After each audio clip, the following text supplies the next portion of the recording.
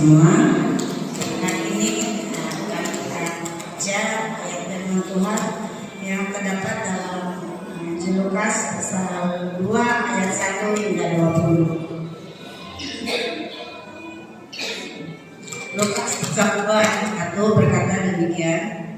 Pada waktu itu Kaisar Agustus mengeluarkan satu perintah menyuruh mendaftarkan semua orang mendaftarkan diri masing-masing di kotanya sendiri.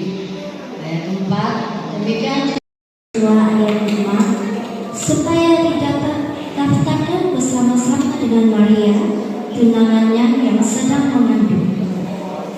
Lukas 2 ayat 6, ketika Lukas 2 ayat 7, dan ia akan melahirkan seorang anak laki-laki, anaknya yang sulung, lalu dibungkusnya di gelatin dan dibaringkannya di dalam pelukan, karena tidak ada tempat bagi mereka di rumah Tuhan. Lukas 2 ayat 8, di daerah itu ada gembala-gembala yang tinggal di padang menjaga kawanan ternak mereka pada waktu malam. Tuhan bersinar menyelimuti mereka dan mereka sangat ketakutan. karena ini telah lahir bagimu juru selamat yaitu Kristus Tuhan di Betlehem. Lukas 2 ayat 12, dan inilah tandanya bagimu, kamu dan tiba-tiba dapatlah bersama-sama dengan malaikat itu sejumlah besar batu. Malaikat itu meninggalkan mereka dan kembali ke surga. Gembala-gembala itu berkata seorang kepada yang lain, marilah kita pergi ke Betlehem untuk melihat apa yang terjadi di sana, seperti yang diberitahukan Tuhan kepada kita. 17. Dan ketika mereka melihatnya, mereka memberitahukan apa yang telah dikatakan kepada mereka tentang anak itu.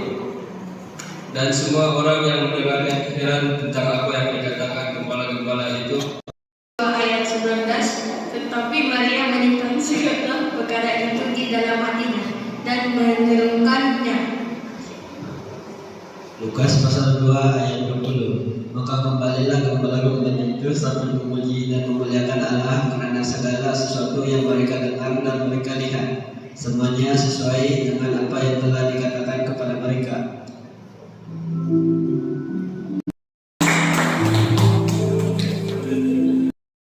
Tetapi dia sakit perut dan dia tidak dapat bersama-sama kita pada pagi hari ini.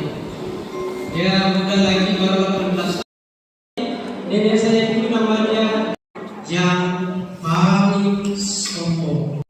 Terjemahan baru, demikianlah kami sekalian seperti seorang najis, dan segala kesalehan kami seperti kain kotor.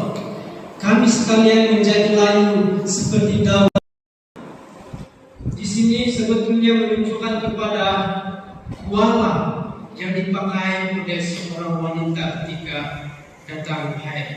Nah, dan ini menunjukkan bahwa tidak ada yang baik di dalam diri manusia. Sebetulnya tidak ada yang baik di dalam setiap manusia. Pada waktu melihat orang miskin, melihat orang susah, tidak dapatkah dia menolongnya tanpa memikirkan tentang dirinya sendiri? Tentu saja boleh. Lalu apakah itu dapat disebut sebagai perbuatan baik? Apabila kita menolong orang, apakah itu layak disebut sebagai perbuatan baik?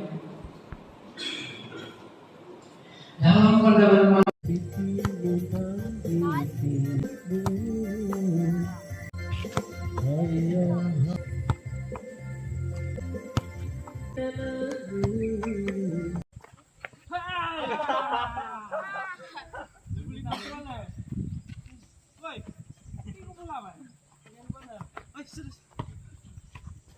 tutup dia, biar tutup dia.